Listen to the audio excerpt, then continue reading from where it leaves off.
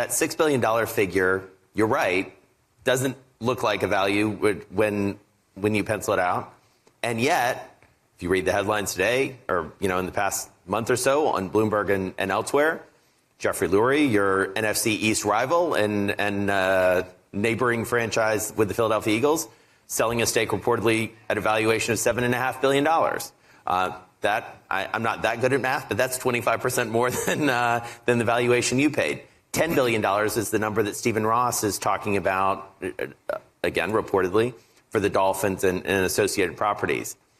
That's a huge jump. What is driving these valuations, and how much higher can they go? Right. So if you look at the evolution of sports content, right, particularly the big sports, the NFL and the NBA leading the way, there's a massive globalization of content because of the ability of people to stream content and watch it on their phone. So in many cases, there are more people watching the Sixers in China than there are in Philly. And that's the case all over the world. And so you're seeing, and then live content, right? All of us have witnessed the Taylor Swift phenomena. And, obviously I just found out that the Angel Reese Caitlin Clark, audience was by far the biggest ever in the NBA, the NHL finals, massive audience. 42 million people watched the Dallas-Washington game this Thanksgiving. And so this ability to become part of a community watching a team live win, that's really lifting sports content. And so you're seeing massive upward pressure on valuations as more and more eyeballs and more people really engage in it. And it's become very important to the media ecosystem.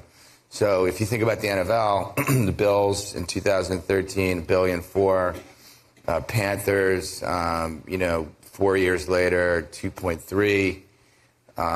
Denver, a couple years ago, 4.6. Commanders, 6. I mean, that's been the arc. In the last decade, you had a 4X. I mean, obviously, it's rumored, or it may even be not, it may be inked, that the Nets just sold a minority stake for $6 billion.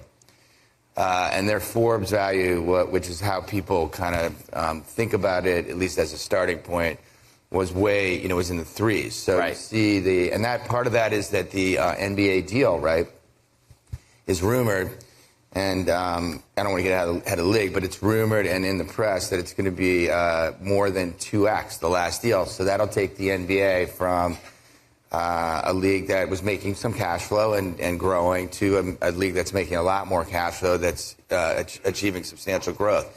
So you have all that, plus you have, the entrance of private capital into sports.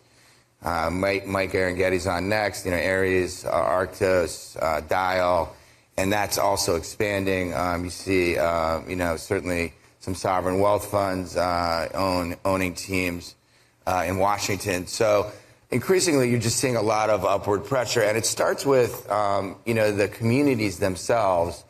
There's been a breakdown of community, right? It used to be that we lived in small towns, everyone's moved to the cities. So what are the things that really bring people together? And sports is really a unique proposition. It brings people together. So it's very exciting for me to be a part of it. And, look, I feel a great sense of obligation to win, right? And because I know what that does to a city.